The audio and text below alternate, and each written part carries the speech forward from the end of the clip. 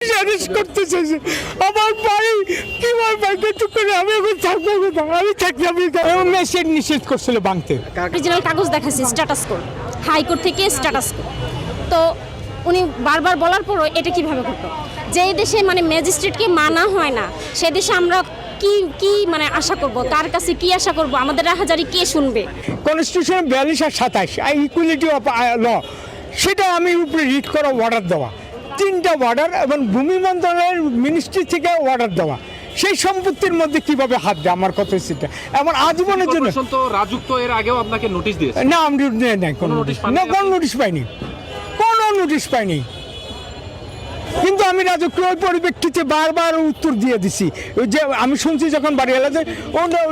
Chairman বলছে রাজকীয় chairman Dhaka সিটির মেয়র বলছে আমার সম্পত্তি হাত দিবে না এখানে কোনো টাকা দেয় এখন আমি থাকবো কোথায় ইট নিছে ইটগুলো রেখেছে কর্মাগার আমার জিনিসপত্রগুলো রেখেছে আমার পুলিশ অ্যারেস্ট করতে চাইছে আমার বাড়ি কীভাবে ব্যাংকে টুক করে আমি এখন থাকবো কোথায় আমি থাকি আমি এখানে আমার বাইরে থাকে আর সিসি ক্যামেরা 10টা সিসি ক্যামেরা চুরি করছে আগে ইলেকট্রিক লাইন কারা বন্ধ করলো আর কেন আমার কথা হলো সিটি কর্পোরেশনের মেয়র যে কাউন্সিলর সে হেল্প করবে হেল্প না করে কেন সে কতগুলা বাহিনী লেলা দিল এখানে আমার উপর সে কেন এই যে সিটি কর্পোরেশনের সিরাজুল ইসলাম উনি এখানে সে এখানে কাউন্সিল সিরাজ বাটকি সে জোর করে যেইভাবে হোক হয়েছে কিন্তু সে তো আমাদের জনপ্রতিনিধি সেটা হেল্প করবে আমার এমপি পর্যন্ত অর্ডার দিচ্ছে এমপি সবও বলে দিচ্ছে ওনারা এখানে কেউ হাত দিবে না কেউ হাত দিলে ওর হাত ভেঙে যাবো স্থানীয় রাজা সাক্ষী যে সাথে আমার এটা করছে কিছু গুন্ডা বাহিনী দেখেন ওদের মধ্যে ওয়ারেন্টও আছে মানে এই যে ভূমি আমার এখানের যে বারবার ডাকাতি করছে এটা আসছে বিভিন্ন কাউন্সিলরের নেতৃত্বে আসছে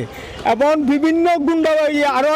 আমাদের সমস্যা হবে আমাদের বাড়িঘর ডাকাতি কেন করলো উনি মালামালগুলো ফেরত দিয়ে দেন আমার কাছে কাউন্সিলরের রিকোয়েস্ট কাউন্সিলর কেন তার তো কোনো অর্ডার নাই বাংলায় সে নিষেধ করছিল বাংতে কার কাছে নিষেধ করেছে ওই যে ওই সমস্ত রাজস্ব গাড়ি এবং সিটি কর্পোরেশন গাড়ি এবং জাহাঙ্গীর দায়িত্বপ্রাপ্ত জাহাঙ্গীর ম্যাজিস্ট্রেট ওনাকেও না করছে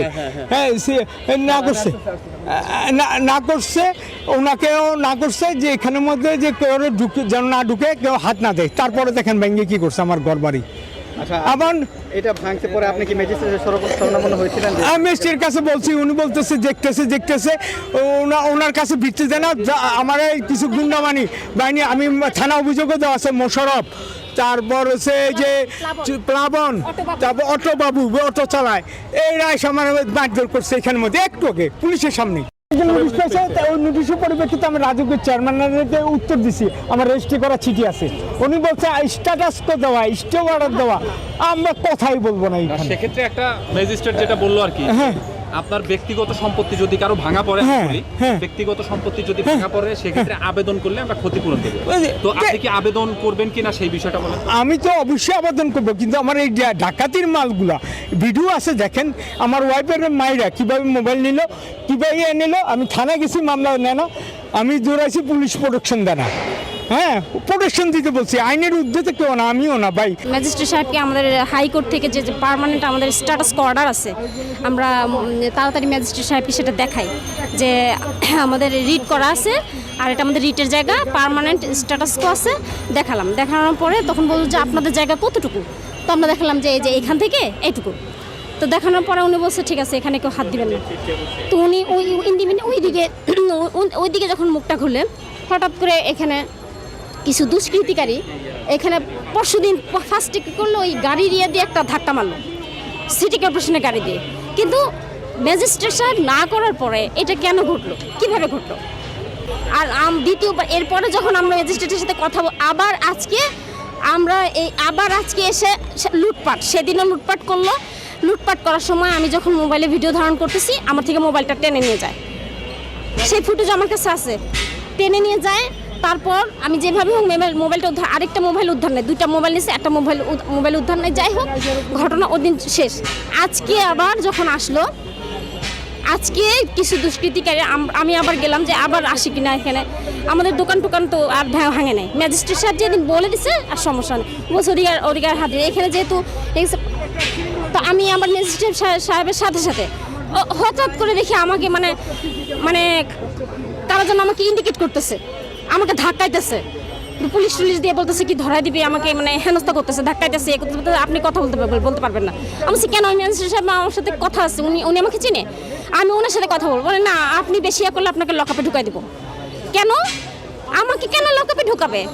আমার রাইট নাই, আমি হাইকোর্ট থেকে পার্মানেন্ট স্ট্যাটাস কো পাইনি, আমার রাইট নেই বলার।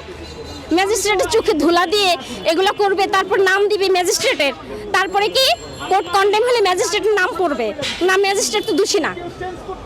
ম্যাজিস্ট্রেট তো দোষী না। ম্যাজিস্ট্রেট না করার পরেও না করার পরে এটা হলো কেন? এটা হলো কেন? এখন আমরা যদি বলি আমাদের প্রাণের উপরে হুমকি আসে। আমাদের এমনিতেই এরা ভূমিদস্যুরা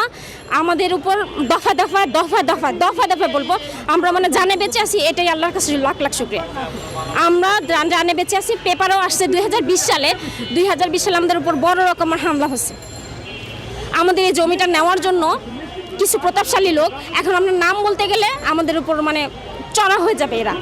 এরা হিংস্র, মানে এরা উলঙ্গ হয়ে যাবে, সোজা মানে বাংলা কথা। এখন আমরা কার কাছে, কারা করেছে মূলত? এটা আসলে যারা ডেভেলপার ব্যবসা করে, নিশ্চয়ই আপনি বুঝতে পারতেছেন। আমি ইন্ডিকেট করতে চাইতেছি না।